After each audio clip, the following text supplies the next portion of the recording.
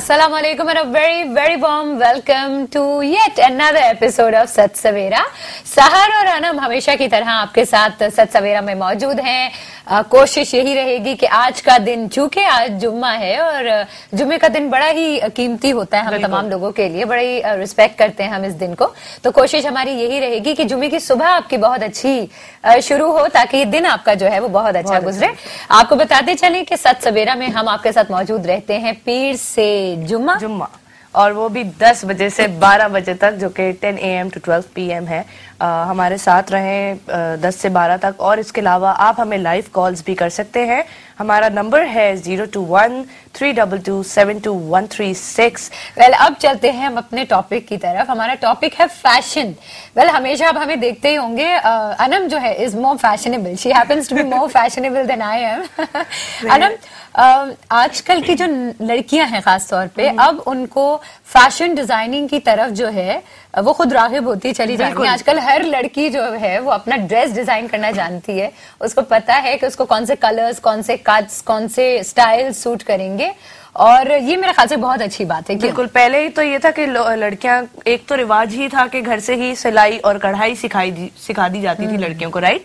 लेकिन अब ये हो गया है कि अब लड़कियां और ज्यादा एडवांस हो गई हैं अपनी हर चीज में। उनको कट्स और नए कट्स के बारे में अंदाजा हो गया कि ये चीजें और ज्यादा इंट्रोड्यूस हो गई हैं इसके अंदर। इसके अलावा कलर थीम्स, क्या चीज इन है, कौन सा कलर इन है, हर चीज की इतनी इन्फॉर्मेशन हो गई कि हर दूसरा शख्स जो है वो अपना वर्क जो है प्रमोट कर रहा है। जैसे कि आपको पता है कि हम पाकिस्तान में बहुत ज्यादा क्रिएटिविटी है। आप कोई भी ड्रेस उठा के देख लें, सिंधी हो, पंजाबी हो, बलोची हो या पश्तो ड्रेस हो, कोई भी ड्रेस हो, उसके कलर्स, उसकी कलर थीम, उसके कट्स और बहुत सारी डिफरेंट चीजें अगर हम मिक्स करके मिक्स एंड मैच करते हैं तो बहुत ज्यादा जो है वो एक नई चीज निकल कर आती है और एक एडवांसमेंट उसके अंदर मौजूद होती है।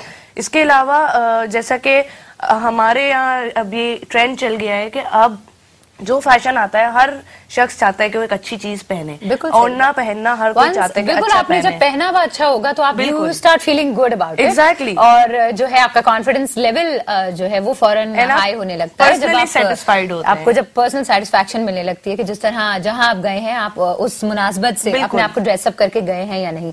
ऑन द अदर साइड, आजकल जो फैशन जो इन्स हैं और फैशन आउट्स हैं उनके बारे में भी हम आपसे डिस्कस करेंगे। यकीनन कलर्स जो हैं दे आर वेरी इंपॉर्टेंट। आपको पता होना चाहिए कि आपको कौन सा रंग जो है वो आप पहनेंगे तो आप अच्छे लगेंगे। कहते हैं कि black makes you look slim and light colours, light shades make you look fat. तो अब हमारी जो बिल्कुल नॉर्मल जो लड़की है जो शायद 8th और 10th में पढ़ती है, वो भी अभी जानती है कि उस पे कौन सा कलर सूट करता है और किस कलर में जो है वो अच्छी लगती है। और ये मेरे ख्याल से बहुत अच्छी बात है। इसी को हम यही जो डिस्कशन है यही हम लेके आगे बढ़ेंगे। अपने जो मेहमान हैं उनसे भी हम यही जानेंगे कि क्या इन्स हैं और क्या आउट्स हैं। और फिलहाल हम चलते एक छोटे से ब्रेक की तरफ और फिर वापस आते हैं, ठीक है।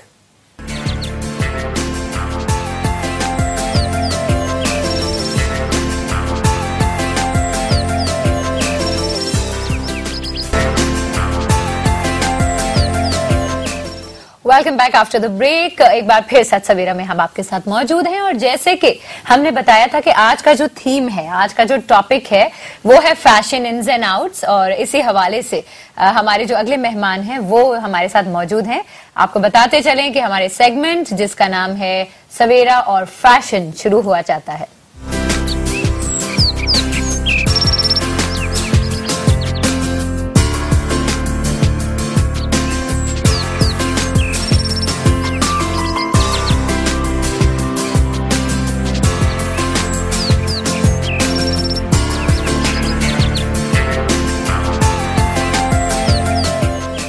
सवेरा और फैशन, जिस तरह से, जैसा कि आपको पता है कि हम हमेशा जिस इदारे से रिलेटेड हम बात कर रहे हैं उस इदारे से रिलेटेड हम आपकी मुलाकात भी उन्हीं लोगों से करवाते हैं ताकि आपके सवालात और उनके जवाबात वो दे सकें अच्छे से अच्छे।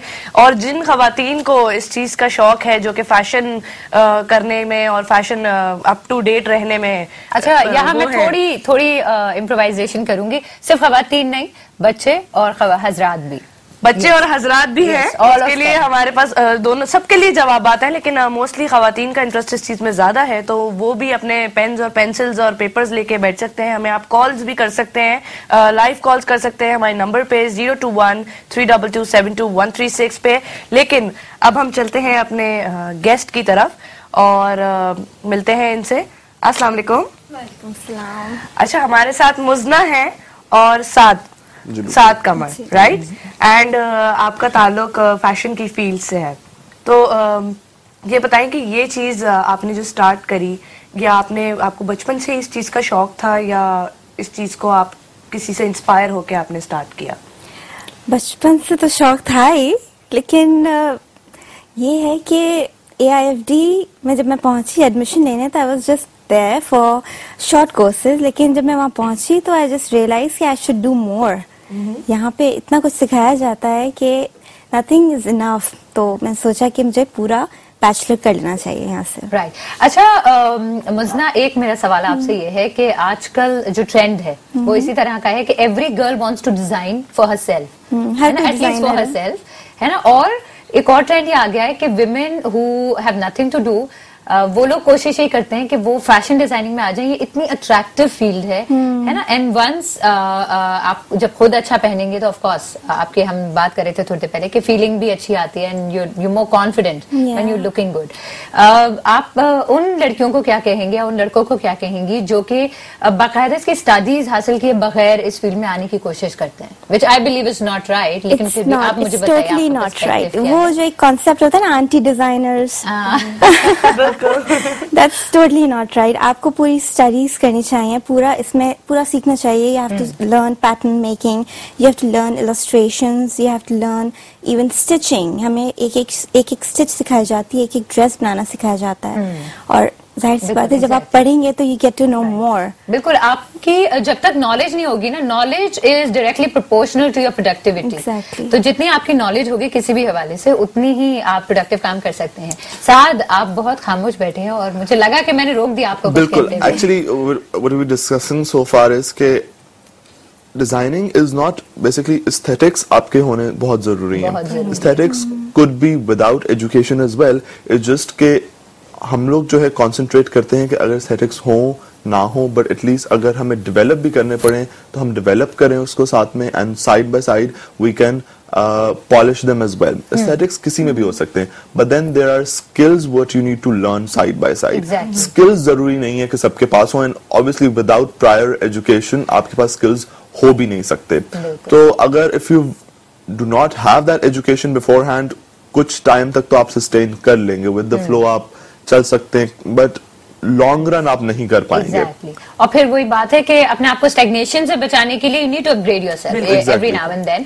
अच्छा साद, मुझे आप ये बताएं कि लड़कों का इंटरेस्ट थोड़ा कम होता है फैशन डिजाइनिंग की तरफ. लड़के खासतौर पर हमारे पाकिस्तान के लड़के ऐसे होते हैं, not anymore. That's what I wanted to hear from you. Actually, it's very prim, proper, color balancing, concentrate on their shirts, if they go to office, ties complement करनी चाहिए, shirt का color suit के साथ complement करना चाहिए. If you're at a casual event, from your shirt till your belt till your shoes, even to the extent कि अगर आपका कहीं थोड़ी सी socks भी दिख रही हैं तो socks भी match करनी चाहिए. Each and everything we should be complementing with each other, with the hairstyle. It's all about grooming, and it's where जो कि हम कुछ देर पहले कुछ बात कर रहे थे कि फैशन है या स्टाइल है. Style and fashion are quite interlinked with each other. बिल्कुल. Well Muzna and Saad, thank you very much for coming. Thank you. It was a pleasure having you both here. Thank you. और हमें इतनी सारी tips दे दी इन्होंने. In between the lines मैंने बहुत सारी tips ले ली हैं इनसे फैशन के हवाले से जो मैं और अनम बाद में डिस्कस करेंगे. Of course we have a break lined up. इस ब्रेक के बाद जब हम वापस आएंगे तो आपको अपने अगले मेहमान से मिलवाएंगे. Take a break.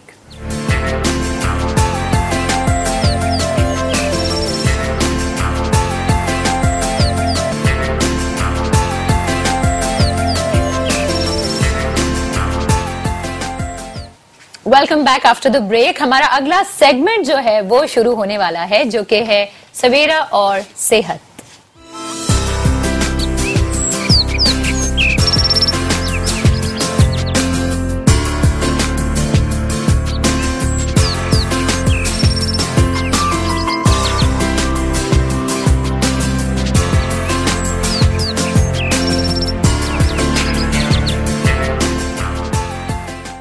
और सवेरा और सेहत में आज हम आपको मिलवाने वाले हैं डॉक्टर सदाकत अली से, जो कि बेसिकली एडिक्शन साइकाइट्रिस्ट हैं और सीईओ हैं विलिंग वेज पाकिस्तान के। अस्सलाम वालेकुम डॉक्टर साहब, how are you doing? Very warm welcome to सच सवेरा। Thank you very much. और डॉक्टर साहब, अभी हम आपसे बात करेंगे यकीनन एडिक्शन इज समथिंग शायद हमारे बहुत सारे व्यूअर्स नहीं जानते हों कि ये बेसिकली एडिक्शन साइकाइट्रिस्ट जो होते हैं उनका काम क्या होता है। इस हवाले से आप हमें कॉल भी कर सकते हैं। नंबर जानने के लिए मैं अनम की तरफ जाऊंगी और देखूंगी कि आज उनकी रेसिपी जो है वो कहां तक पहुंची। अनम, किस नंबर पे हमें व्यूअर्स कॉल कर सकते हैं ताकि वो डॉक्टर साहब से अपने सवाल पूछें? आप हमें कॉल कर सकते हैं 0213227236 पे, और इसी के साथ साथ मैं जो सोया सुप्रीम है उसको डाल रही हूँ पतीली के अंदर। Alright, soya supreme goes right in here, और इसको हमने 1/4 कप जो है वो इस्तेमाल किया है। ठीक है, इसी के साथ साथ हम इसके अंदर जो है सारे साबुत मसाले ऐड कर रहे हैं। ठीक है, इसमें हम प्याज जो है वो ऐड कर रहे हैं 2 अदद, जो कि नॉर्मल स्लाइस कट है, और इसी के साथ साथ हम इसके अंदर अदरक लहसुन जो मैंने बारीक चॉप कर लिए थे वो ऐड कर रहे हैं। ठीक है, इनको हम लाइट गोल्डन करेंगे। इसके बाद इसके अंदर अपने सारे साबुत मसाले ऐड करेंगे, थोड़ा सा लाइट गोल्डन होने के बाद, ताकि मसाले जो हैं वो जले नहीं। राइट, ठीक है, ठीक है। तो मीनवाइल अनम जो है वो ये फ्राइंग कर रही हैं, जब तक हम डॉक्टर साहब की तरफ चलते हैं। डॉक्टर साहब, सबसे पहले हमें ये बताइए, हम लोग चूंकि इस बारे में बहुत कम नॉलेज रखते हैं, एडिक्शन किस किस तरह की हो सकती है? एडिक्शन एक तो आम तौर पर जैसे लोग जानते हैं मुख्तलिफ मनशियात हैं जिनकी, ड्रग्स हैं जिनकी एडिक्शन हो सकती है, अल्कोहल की हो सकती है, जिसे हम सब्सटेंस डिपेंडेंस भी कहते हैं। अच्छा, एक एक्टिविटीज की भी एडिक्शन हो सकती है, जैसे इंटरनेट पे बैठे रहना और ना उठना, या एक्सरसाइज की एडिक्शन। वर्कहोलिज्म है जिसमें कोई बहुत ज्यादा काम करने लगे और उसकी सेहत पे बुरा असर पड़े। तो बहुत सारी नॉन केमिकल एडिक्शंस हैं, यानी एक्टिविटी एडिक्शंस हैं, जैसे टेलीविजन देखने की एडिक्शन। बिल्कुल सही, और ऐसे लोग हमारे इर्द गिर्द हैं मौजूद, हमारे घर में मौजूद हैं वाकई, और हम नहीं जानते और हम इसको रियलाइज नहीं करते कि वो किसी एडिक्शन का शिकार है। अच्छा डॉक्टर साहब, 4 रिहैब सेंटर्स जो हैं वो विलिंग वेज पाकिस्तान जो है वो रन कर रहा है, उनके हवाले से बताइए कि वो कहाँ कहाँ हैं? अच्छा, ये जो रिहैब सेंटर्स हैं ये कराची, लाहौर, इस्लामाबाद और मरी में हैं, लेकिन अब हम ज्यादातर रिहैब से जो कॉन्सेप्ट है वो ये नहीं लेते कि मरीज को दाखिल ही करना है। रिहैब का मतलब है कि ज्यादातर 90% लोगों को हम दाखिल किए बगैर आउटडोर काउंसलिंग के जरिए मैनेज करते हैं, उन्हें रिकवरी की तरफ ले जाते हैं। लेकिन 10% लोग हैं जिन्हें आखिरकार, शुरू में नहीं, आखिरकार इंडोर ट्रीटमेंट की जरूरत पड़ती है और उनको रहना पड़ता है सेंटर में। तो वो चारों जगह पे ये सेंटर्स भी मौजूद हैं जहां मरीजों के रहने के लिए और रहने के दौरान इलाज करने के लिए इंतजामात हैं। लेकिन ज्यादातर काम हम अब करते हैं जो कि आउटडोर काउंसलिंग है, स्काइप काउंसलिंग भी होती है, यानी इंटरनेट के जरिए। और ये इस तरह अब जो कि जमाना बहुत बदल चुका है, तो इस तरह। अच्छा, बेसिकली मनशियात की जो एडिक्शन है वो किन लोगों में आपने ज्यादा ऑब्जर्व की है?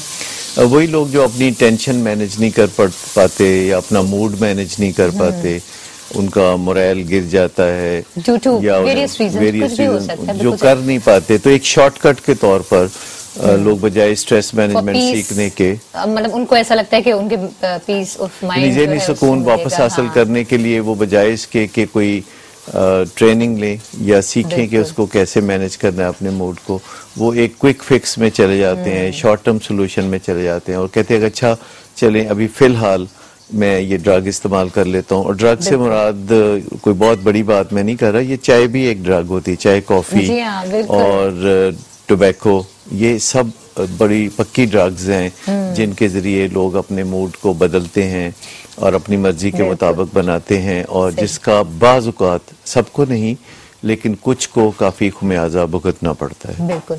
अच्छा, अब ये जो मतलब सिर्फ हम अगर मनशियात की बात करें, अगर ये चीजें चाय और कॉफी वगैरह को हटा दें एक साइड पे, खवातीन अब इसमें आपको कितनी ज्यादा इन्वॉल्व होती नजर आ रही? मतलब देयर वाज वन टाइम जब हमें पता था कि सिर्फ मर्द हैं, लेकिन अब वो वक्त आ गया है अनफॉर्चुनेटली कि लड़कियां, खवातीन भी इस तरफ आ रही हैं।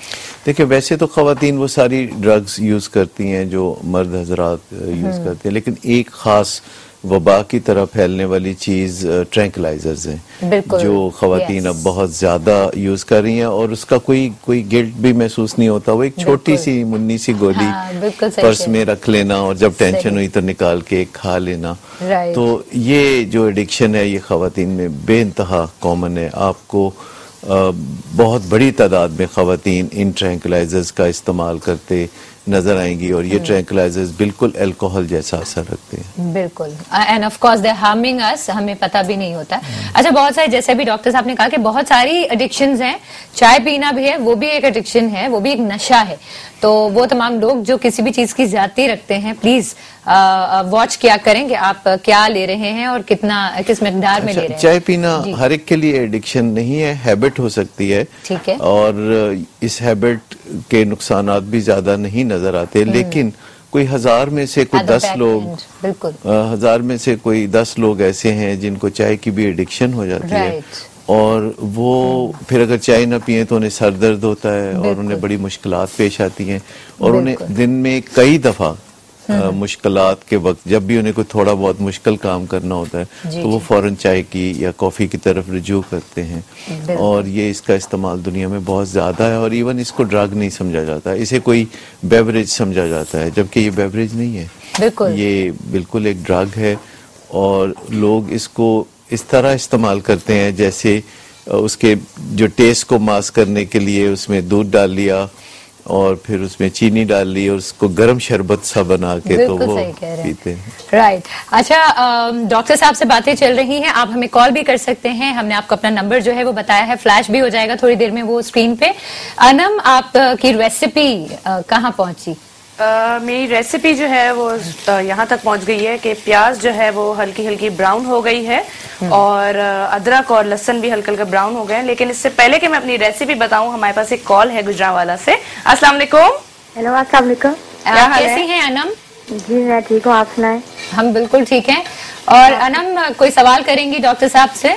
जी नहीं, मैंने आपसे टेस्ट करनी थी। जी कीजिए रिक्वेस्ट। क्या आप नूर खान को बुला सकती हैं? किनको? नूर खान को। सॉरी समझ में नहीं आया, प्लीज क्लियर होके बोलिएगा। नोहा खान। हमने बहुत नोहा खान इनवाइट किए, लेकिन चूंकि महीना ऐसा था रबीउल अव्वल का, तो वो आपको नोहा तो उन्होंने नहीं सुनाया, लेकिन उन्होंने आपको नाते सुनाई।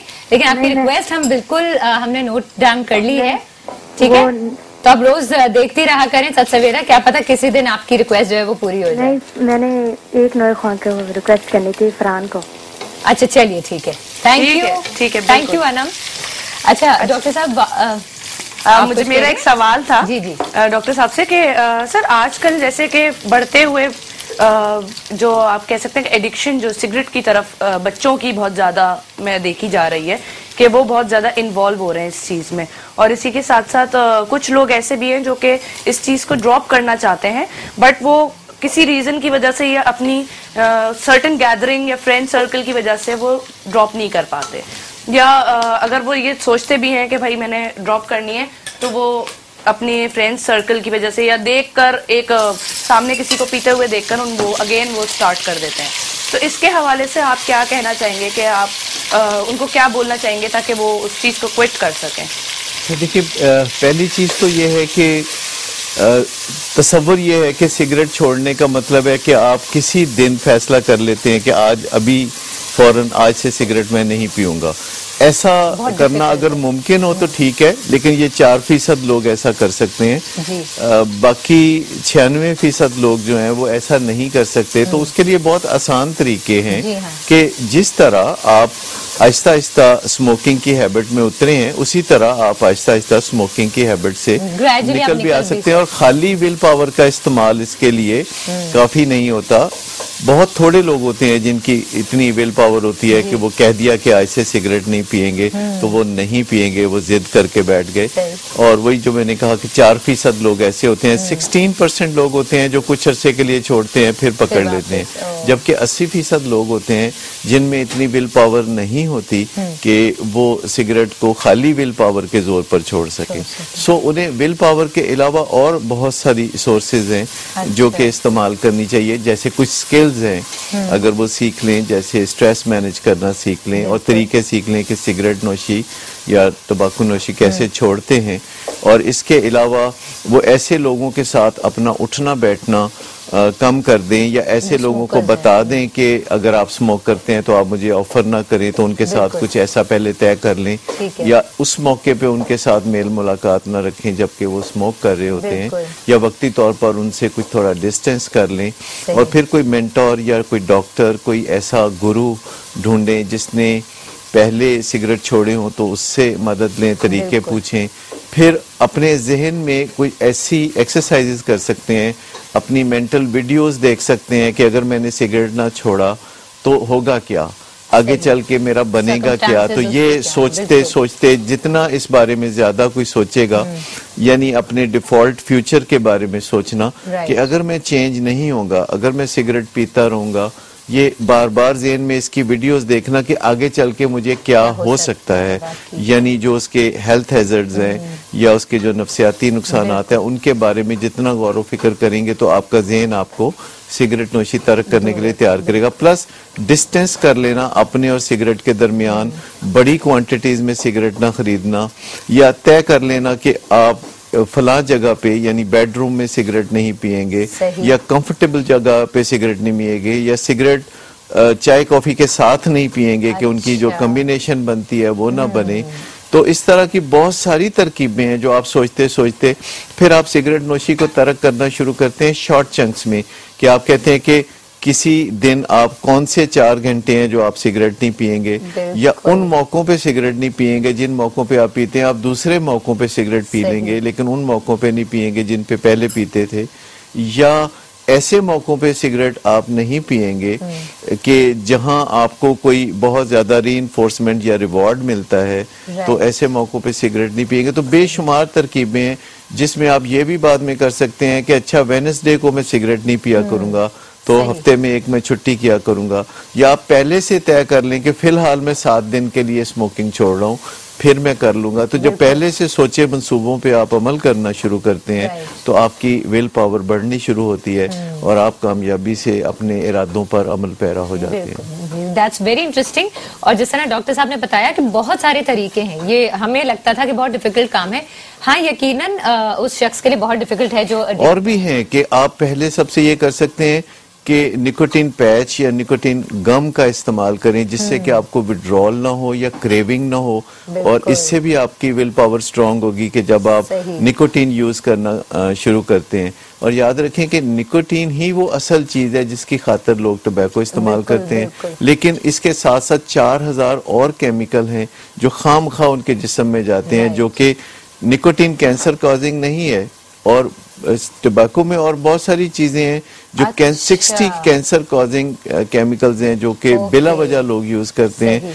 और निकोटीन से अगरचे कैंसर तो नहीं होता लेकिन और बहुत सारी खतरनाक बीमारियां होती हैं जैसे फालिज है और बहुत सारी चीजें हैं, वो असल में निकोटीन की वजह से बहुत सारे दिल की बीमारियां हैं जो कि दिल की खून की नालियां जो तंग होती हैं तो वो निकोटीन का शाखसाना है। अच्छा, ये एक और डॉक्टर साहब ने बहुत अनोखी बात बताई कि निकोटीन जिसकी वजह से लोग स्मोक करते हैं वो अगर आप हटा दें सिगरेट में से तो उसके अलावा 16 ऐसे 4000 ऐसे केमिकल हैं, यानी अगर आप निकोटीन पैच लगाना शुरू कर दें या निकोटीन गम यूज तो आप बाकी केमिकल से तो बच जाएंगे और आपको विड्रॉल भी नहीं होगा, क्रेविंग भी नहीं होगी, और आप सिगरेट भी कम पिएंगे या नहीं पिएंगे।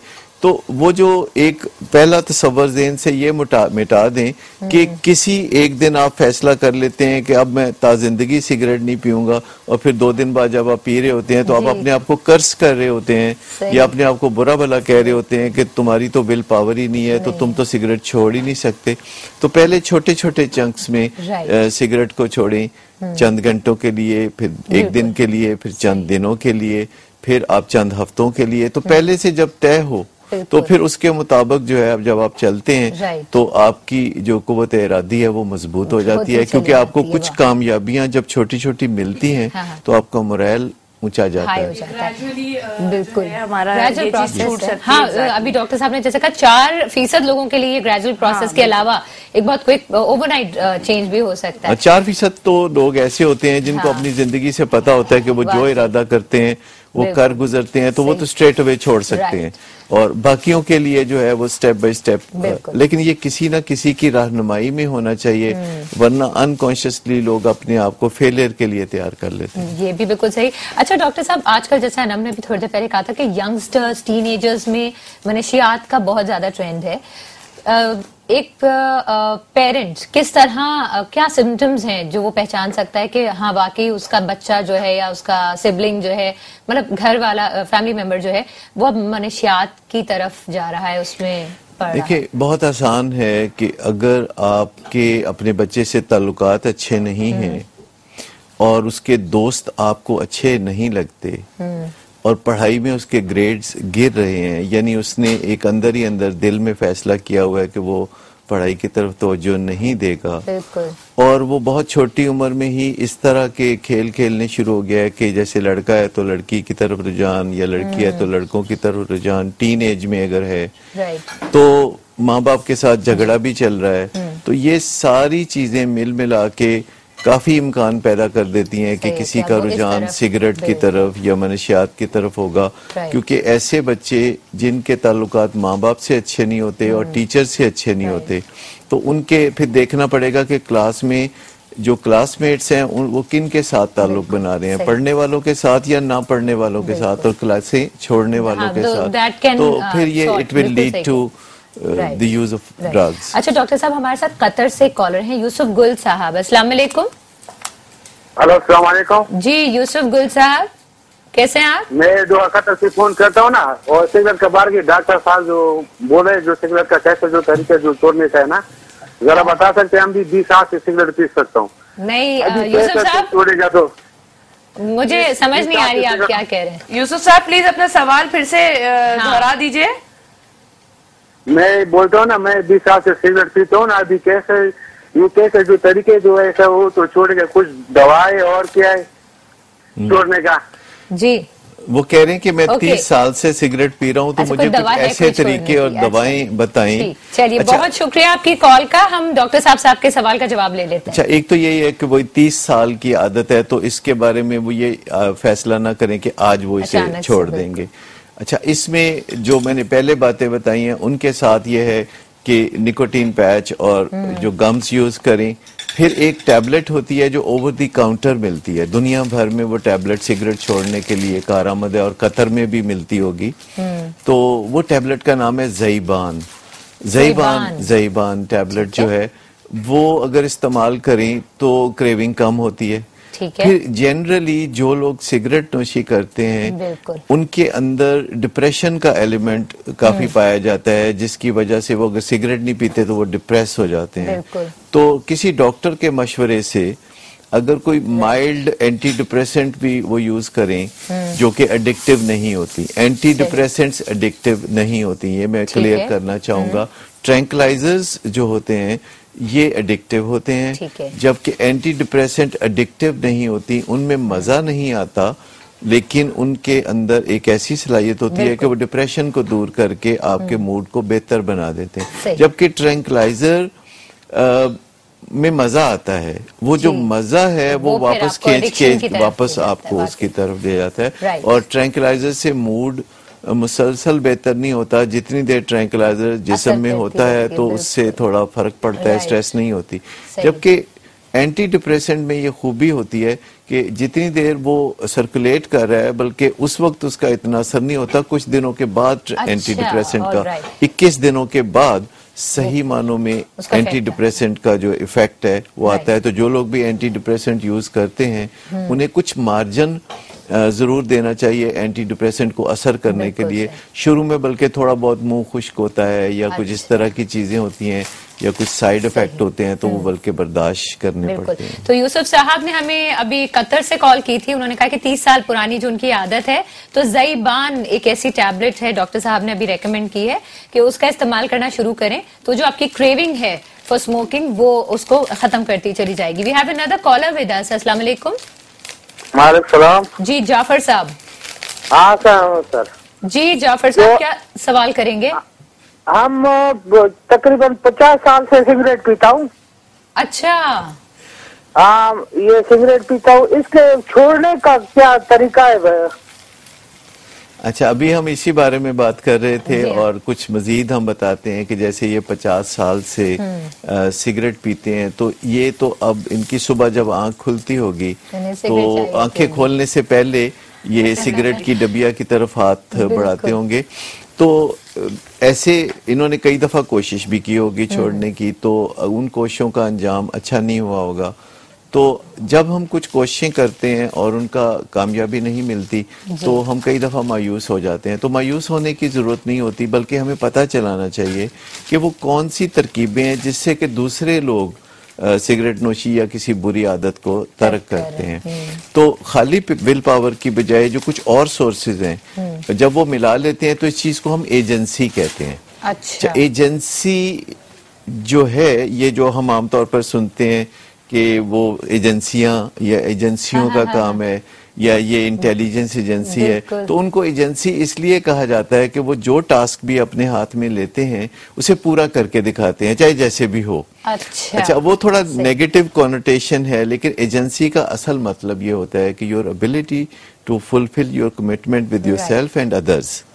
तो ये एजेंसी का पूरा मतलब होता है। इसमें एक चीज, एजेंसी में एक चीज विल पावर होती है। बाकी जो 5 सोर्सेज हैं उनमें एक तो मैंने स्किल्स के बारे में बात की, फिर मैंने ऐसे सोशल कैपिटल के बारे में बात की, यानी ऐसे लोगों के बारे में बात की कि जो आपके अंदर सर्टन रुझानात पैदा करते हैं या कम करते हैं।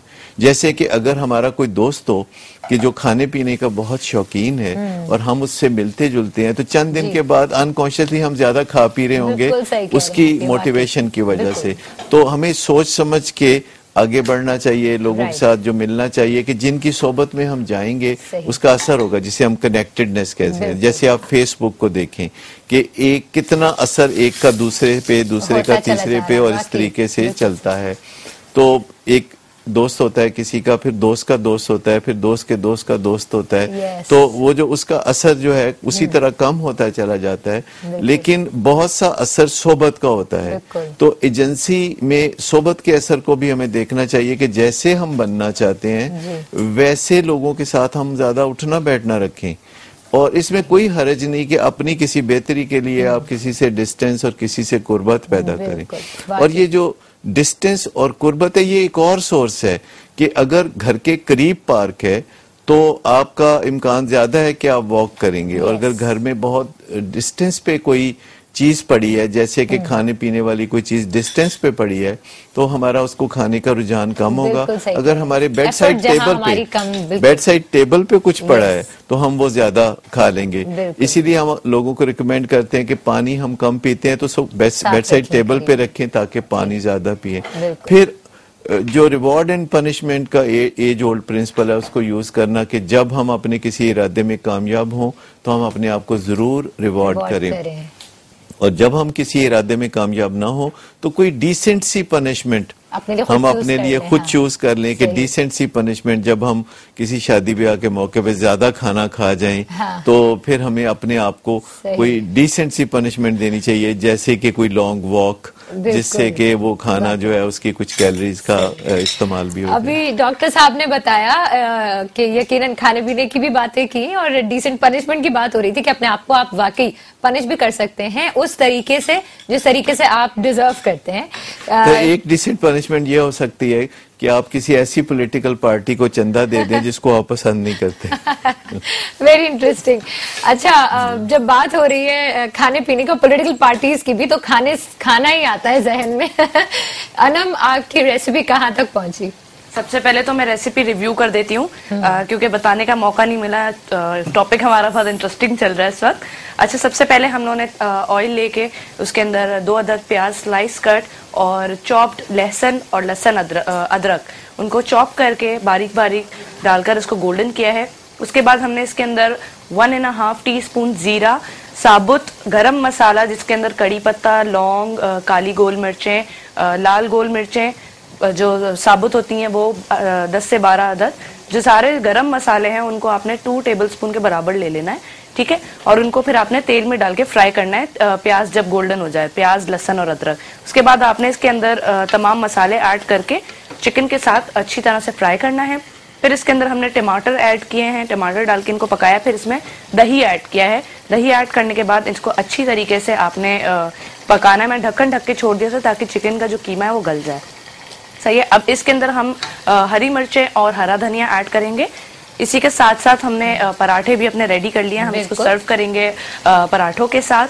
और इसके साथ मैं आपको ये बता दूं कि हमारा वेबसाइट पेज पे, सोया सुप्रीम की वेबसाइट पेज पे आप विजिट कर सकते हैं www.soyasupreme.com.pk।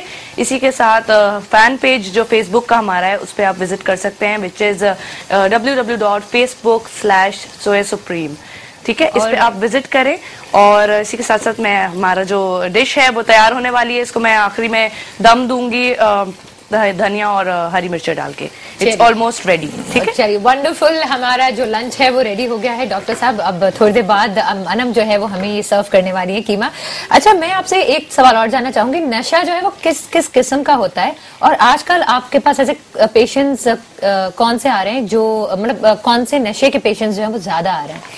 एक्चुअली हमारे पास तो ज्यादा अल्कोहलिज्म ट्रीटमेंट के लिए लोग आते हैं, क्योंकि पिछले 32 साल में हम सारा ये काम करते करते एक लाइन में, यानी एक स्पेशलाइजेशन की तरफ ज्यादा चले गए हैं कि अल्कोहलिज्म में जो लोग मुब्तला हैं, या शराब की वजह से जिनको तकलीफें होती हैं, हार्मफुल ड्रिंकिंग है, या अल्कोहल अब्यूज है, या डम ड्रिंकिंग है, बहुत से वजूहात हैं जो सामने आई हैं कि शराब कोई एक ही वजह से नुकसान नहीं देती, इसकी बेशुमार वजूहात हैं।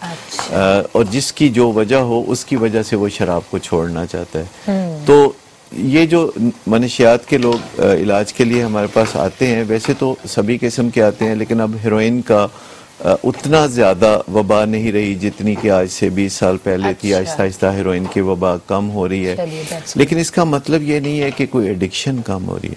एडिक्शन पहले से ज्यादा हो रही है, लोगों को ज्यादा से ज्यादा ड्रग्स की इस्तेमाल की आदत पड़ रही है, क्योंकि टेंशनें बढ़ रही हैं, लाइफ बड़ी फास्ट ट्रैक पे आ गई है। अब देखिए, जो पहले काम दिनों में नहीं होता था, अब घंटों मिनटों में वो काम होते हैं। तो इन चीजों की वजह से फिर स्ट्रेस तो आती है, और स्ट्रेस मैनेज करने के लिए अभी कोई दुनिया का रुझान नजर नहीं आता।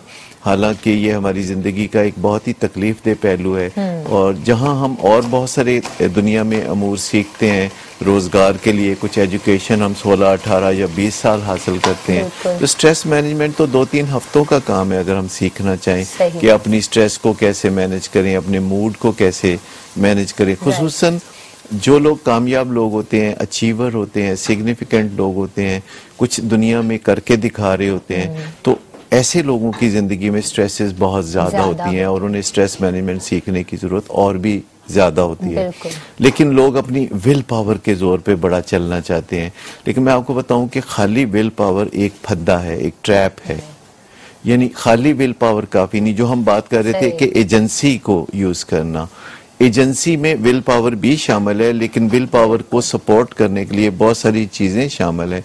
क्योंकि विल पावर रात को कुछ होती है, सुबह कुछ होती है। रात हम सोचते हैं कि सुबह उठ के वॉक करने जाएंगे, और सुबह हम अलार्म बजता है तो करवट लेके फिर दोबारा सो जाते हैं। तो विल पावर सुबह शाम बदलती है, ये सेहत और बीमारी के साथ बदलती है, ये थकावट की वजह से भी कम हो जाती है। अगर नींद पूरी ना हो तो विल पावर कम हो जाती है, अगर गुस्सा हो तब विल पावर कम हो जाएगी, बहुत ज्यादा खुशी हो जाए तब भी विल पावर कम हो जाती है। सो विल पावर एक पारे की तरह थिरकने वाली चीज है, जो कभी कम होती है, कभी ज्यादा होती है, कभी ढेरों हमारे साथ होती है, कभी बिल्कुल हमारा हाथ खाली होता है। तो इस पे हम भरोसा खाली विल पावर पे नहीं कर सकते, हमें और बहुत सारी चीजों पे भरोसा करना होगा। और ये जो सारी सोर्सेज हम इस्तेमाल करते हैं, ये कुछ वाइटल बिहेवियर्स के लिए करते हैं, और वाइटल बिहेवियर्स वो होते हैं जो हमारे गोल अचीव करके देते हैं, जो हमारे इरादों को कामयाब बनाते हैं, उनको हम वाइटल बिहेवियर्स कहते हैं। लेकिन हम विशियस बिहेवियर्स में फंसे रहते हैं, ऐसे हम रवैये कर रहे होते हैं कि जिनकी वजह से हमारी जिंदगी नाकामियों की तरफ जा रही होती है, तो फिर हमें रिजल्ट्स नहीं मिलते।